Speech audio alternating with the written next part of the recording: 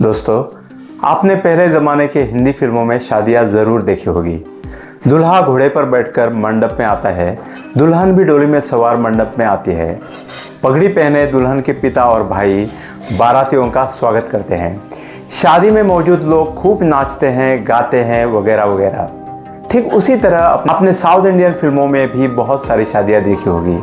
ढेर सारे फूल बालों में पहने सुंदर वधू और पहलवान जैसे मूछें रखने वाले दूल्हे आपने काफ़ी सराहे होंगे। लेकिन हम आज बात करेंगे गोवा में होने वाले शादियों की। जब मैं 1990 की शादियाँ आज की शादियों से कंपेयर करता हूँ तब मुझे बहुत बड़ा फ़र्क महसूस होता है। दोस्तों, एक दो चीज़ें तो इस तरह बदल गई है कि सुनकर आपके होश उड़ जाएंगे। आगे बढ़ने से पहले आपसे दरख्वास्त है कि अगर ये वीडियो आपको अच्छा लगता है तो इसे लाइक और शेयर करें, साथ साथ मेरे चैनल को भी सब्सक्राइब करें।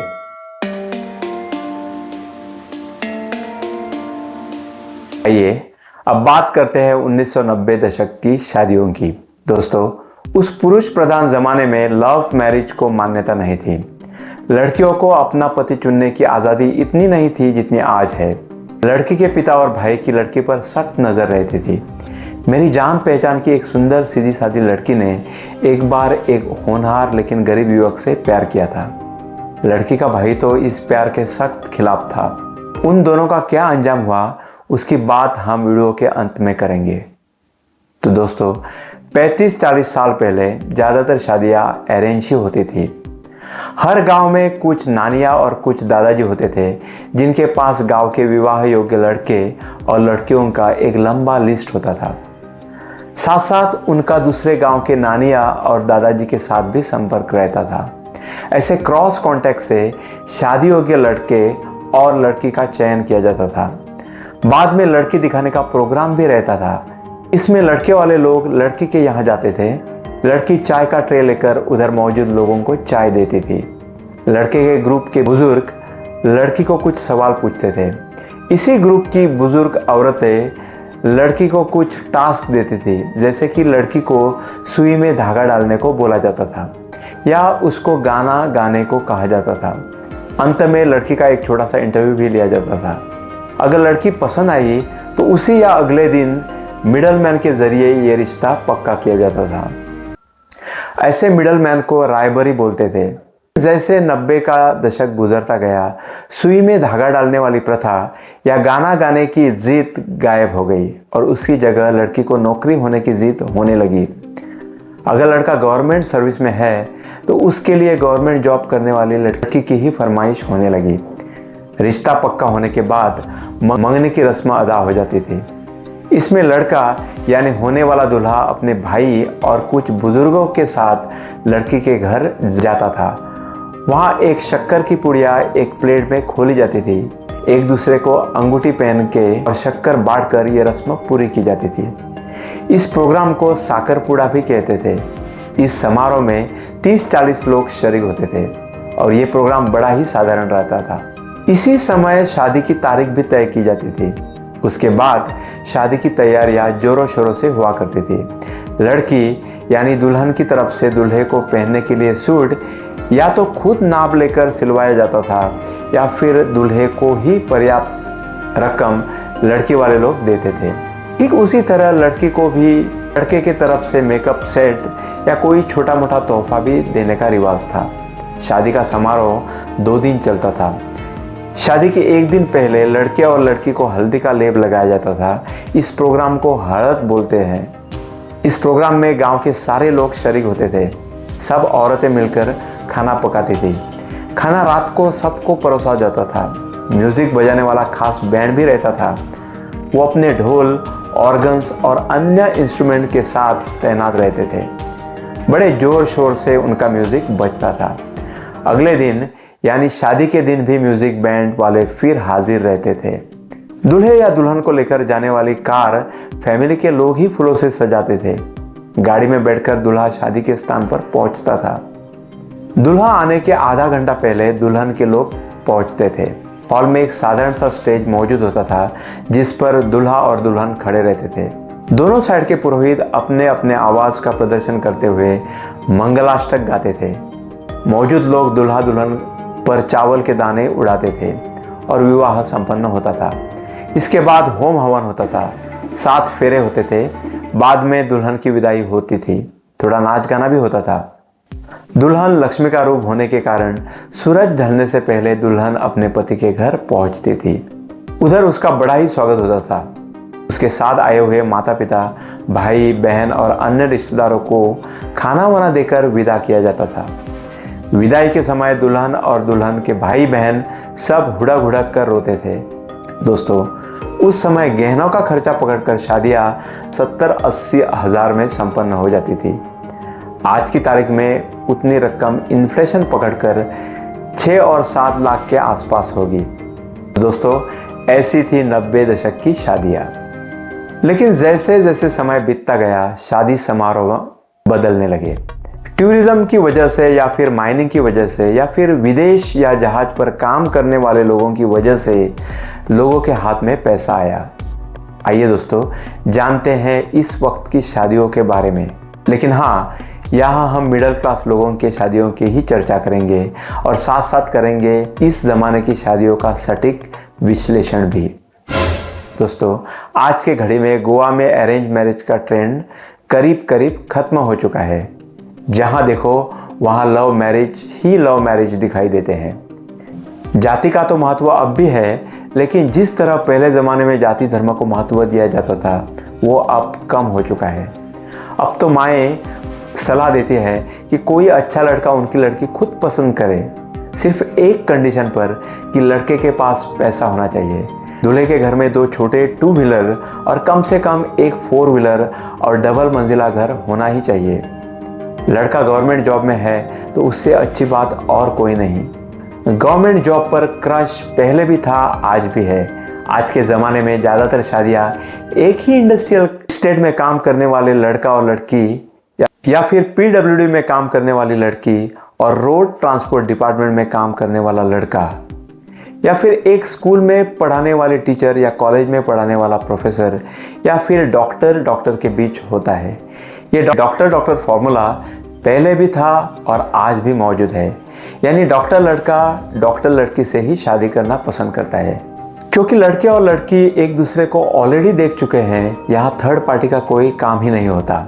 रायबरी अब गायब हो चुके हैं। लड़का लड़की अपने पेरेंट्स को अपनी अपनी पसंद के बारे में काफ़ी पहले सुनाते हैं। इसके बाद मंगनी की रस्म शुरू होती है, लेकिन ये रस्म पहले ज़माने के रस्म से ज़्यादा अलग और सुपर एक्सपेंसिव रहती है। कम से कम 300-400 लोगों को रस्म में बुलाया जाता है। इसके लिए एक बड़ा सा हॉल बुक भी किया जाता है, जो बजट के हिसाब से एसी या नॉन एसी रहता है। यहाँ भी 2-2 बुफे लगे रहते हैं। 1 या 2 प्रोफेशनल फोटोग्राफर इधर उधर घूम घूम के फ़ोटो लेते हैं। बीच बीच में सॉफ्ट ड्रिंक, चाय और समोसा का भी खास प्रबंध रहता है। 3 से 4 घंटे तक प्रोग्राम चलता रहता है। ऐसा लगता है कि एक शादी ही संपन्न हो रही है। पहले ज़माने के लोग आंखें फाड़ फाड़ कर ये सारा मेगा शो देखते रहते हैं, उनके मुंह से एक शब्द भी नहीं निकलता। दोस्तों, ऐसा सुनने में आया है कि इस प्रोग्राम का खर्चा कम से कम 5 लाख तक रहता है। इसके बाद शुरू होता है प्री वेडिंग फोटो सेशन। इसमें एक प्रख्यात फोटोग्राफर को बुक किया जाता है।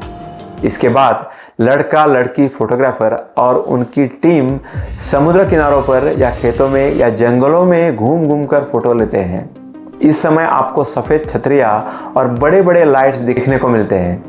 होने वाले दूल्हा और दुल्हन कभी कभी कैरलाइट बनकर या कभी कभी कश्मीरी बनकर पोजेस पे पोज देते ही रहते हैं। 1 या 2 दिनों में उनके फ़ोटो फेसबुक पर भी झलकते हैं। ऐसे ऐसे फ़ोटो देखकर कई सारे गुजरे ज़माने के लोग मुँह खुले खुले उनको देखते हैं। सुना है कि प्री वेडिंग शूट का खर्चा 1 लाख से शुरू होता है। दोस्तों, इसके बाद आती है हल्दी की रस्म भी पहले ज़माने की रस्म से बिल्कुल अलग रहती है।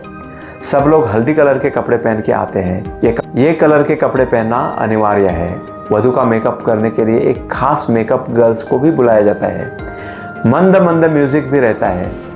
यहाँ के पुरोहित भी बहुत स्टाइलिश लगते हैं। वो धोती भी कुछ अलग अंदाज से ही पहनते हैं। सब जगह पॉश और कल्चर्ड वातावरण दिखाई देता है। ये वातावरण बिल्कुल टीवी प्रोग्राम में दिखाए गए वातावरण से मेल खाता है। अगर घर में कोई बुजुर्ग है तो ये सब नज़ारा देखकर उसका मुंह खुले का खुला रह जाता है। यहाँ भी बुफे परोसा जाता है। इस रस्म का खर्चा कई लाख रुपए में आता है। दोस्तों, हल्दी के अगले दिन मुख्य शादी का समारोह रहता है, लेकिन ये शादी समारोह दो टाइप का रहता है। अगर पार्टी अमीर है तो शादी में कम से कम लोग बुलाए जाते हैं, लेकिन रिसेप्शन में सभी लोगों को आमंत्रित किया जाता है। लेकिन हम जिस शादी समारोह की बात कर रहे हैं उसमें रिसेप्शन शादी के दिन ही रहता है, यानी शादी होने के बाद तुरंत रिसेप्शन रखता है। पूरे हॉल में हाई फाई सजावट रहती है। दूल्हे के माता पिता, रिश्तेदार और मित्र परिवार लाल लाल पगड़ियाँ पहने लोगों की खातिरदारी करते हैं। उनके कुर्ते शेरवानी भी खास किस्म के होते हैं। हॉल में मंद मंद म्यूजिक बजता रहता है। जगह जगह पर आकर्षक युवक और युवतियां रंग में सने हुए पवित्र चावल लोगों में बांटते हुए दिखाई देते हैं। जो लड़कियां आमतौर पर बहुत ही साधारण दिखते हैं, उस दिन पता नहीं क्या जादू करके आती है, वो अब बिल्कुल हीरोइन से भी बेहतर दिखाई देती है। जो ड्रेस आमतौर पर दिखाई नहीं देते, ऐसे ऐसे वाले ड्रेस पहन के लड़कियां इधर उधर घूमती रहती है। कुछ तो वधू के आसपास मंडराते रहते हैं। उनका हेतु शायद मौजूद लड़कों को दिखाना होता है कि वो दुल्हन से भी अच्छी दिखती है। उनको देखते लगता है कि हीरोइंस का मेला लग गया है। मिडिल एज्ड औरतें भी अच्छे अच्छे कपड़े पहन के एक जगह बैठी दिखाई देती है। उनके मेकअप की कोई सीमा ही नहीं रहती। लेकिन मौजूद पुरुष पर मुझे बहुत ही तरस आता है। मिडिल एज्ड या बुजुर्ग बेचारे पैंट शर्ट पहने किसी कुर्सी पर बैठते रहते हैं। जो कपड़े वो आमतौर पर बाजार जाते समय पहनते हैं, वैसे ही कपड़े ज़्यादातर पुरुष शादी में पहनते हैं। लेकिन उनके मुकाबले उनकी औरतें शादी के दिन काफ़ी सुंदर दिखती है। दोस्तों, हॉल में और एक नई चीज़ देखने को मिलती है जो पहले ज़माने में नहीं दिखती थी। वो ये है कि एक एडिशनल स्टेज जो हॉल के बीचों बीच रहता है। इधर ही मुख्य शादी समारोह संपन्न होता है। स्टेज पर की गई सजावट देखने लायक होती है। इसके चारों तरफ थर्माकोल के खंभे और फूल सजे रहते हैं। एक दो जगह दिए भी जलते दिखते हैं। यकीन मानिए दोस्तों, जो बंदा अपनी शादी में ऐसी स्टेज का प्रावधान नहीं करता, उसको बैकवर्ड और गरीब समझा जाता है आज की तारीख पर। अब जब डोली में विराजमान दुल्हन का विवाह मंडप में आगमन होता है, डोली उठाने के लिए कुछ रिश्तेदार या दोस्त आगे बढ़ते हैं। अगर दुल्हन मोटी है तो पतले दुबले लोग अपने आप पीछे हट जाते हैं और उनकी जगह मोटे मोटे पहलवान जैसे लोग डोली उठाते हैं। एक दिन मैं अपने दूर के रिश्तेदार के यहाँ शादी पर गया था। वो लड़की रूप सौंदर्य के मामले में साधारण थी, लेकिन जब वो डोली से उतरी तो मैं उसे देखकर हक्का बक्का रह गया। उसके सामने करीना कपूर भी फेल लग रही थी। तब मुझे मेकअप की पावर का पता चला। मेकअप है तो सब मुमकिन है। खैर दोस्तों, शादी संपन्न होने के बाद दूल्हा दुल्हन अपने रिश्तेदारों के साथ हॉल में एक राउंड मार के फिर से मेन स्टेज पर आते हैं। लेकिन तभी एक लंबी सी लाइन दूल्हे दुल्हन को गिफ्ट देने के लिए लगती है। मेरे पहचान के कुछ लोग हैं जो हमेशा लाइन में पहले 10 नंबरों में पाए जाते हैं। हमेशा। ये ऐसा क्यों करते हैं, ये मेरे लिए एक बहुत ही बड़ा जटिल प्रश्न है। कुछ लोग तो हमेशा रूल ब्रेक करने की फिराक में रहते हैं। जब दूल्हा दुल्हन अपने ट्रेडिशनल कपड़े उतारकर मॉडर्न कपड़े पहन के वापस मेन स्टेज पर आते हैं, तब तुरंत गिफ्ट देने का सिलसिला शुरू होता है। इसी समय मौके की तलाश में और कहीं रुके हुए लोग अचानक से स्टेज पर घुसते हैं और गिफ्ट देकर और फोटो का पोज देकर लापता होते हैं। लाइन में खड़े सब बेचारे इनको देखकर कम आवाज में गालियां बकते हैं। दोस्तों, अब तो ट्रेंड ऐसा हो गया है कि लोग गिफ्ट देने के लाइन में रहने के बजाय नज़दीक के हॉल में खाना खाना पसंद करते हैं। वहाँ भी 4-4 बुफे की लाइनें लगती हैं। 14-15 फूड आइटम्स सर्व किए जाते हैं। चपाती का कॉर्नर अलग रहता है। वहाँ 4-5 प्रोफेशनल चपाती पर चपाती मशीन पर सेकते हैं। उनके बाजू में एक आइसक्रीम का कॉर्नर भी रहता है, जहाँ आप अपनी मनपसंद आइसक्रीम ले सकते हैं। एक दो जगह सॉफ्ट ड्रिंक का कॉर्नर भी रहता है, जहां अगर पेट में जगह है तो आप अपना मनपसंद सॉफ्ट ड्रिंक भी पी सकते हैं। इतना ही नहीं, अगर आप फेटा लगाने के शौकीन हैं तो एक दो कॉर्नर में फेटा लगाने वाले लोग भी तैनात रहते हैं। ऐसा लगता है कि आप स्वर्ग में आए हैं। जहां देखो वहां जादुई जीन खड़े हैं जो आपको जो चाहिए वो देते हैं। जब आप हॉल के बाहर आते हैं तो आप तृप्त तृप्त हो जाते हैं। 500 साल पहले बादशाह जहांगीर ने कश्मीर को देखकर कहा था कि अगर दुनिया पर कहीं स्वर्ग है तो वो यही है, यही है, यही है। शादी का फंक्शन अटेंड करके आप भी ये कह सकते हैं कि अगर आपके तनाव भरी जिंदगी में कहीं स्वर्ग है तो वो यही है, यही है, यही है। दोस्तों, अब मैं उस लड़की की बात करना चाहूंगा जो एक होनहार लेकिन गरीब युवक से प्यार करती थी, जिसका जिक्र मैंने वीडियो के प्रारंभ में ही किया है। लड़की के भाई और माँ बाप को उस लड़की का प्रेमी इसलिए पसंद नहीं था क्योंकि वो गरीब था। लड़की ने घर वालों को समझाने की बहुत कोशिश की लेकिन वो नहीं माने। लड़की का भाई लड़की को लेकर मुंबई चला गया, जहां वो अपने एक रिश्तेदार के यहाँ ठहरा और फिर एक भद्दे से दिखने वाले, सिगरेट और शराब का शौक रखने वाले एक रईस से जबरदस्ती उस लड़की की शादी की गई। 5 बरस में वो 2 बार माँ भी बन चुकी। लेकिन ऐसा सुनने में आया है कि वो लड़की इस घटना के बाद कभी नहीं हंसी। दोस्तों, आपको ये वीडियो कैसा लगा कमेंट बॉक्स में जरूर लिखिए। बहुत बहुत धन्यवाद।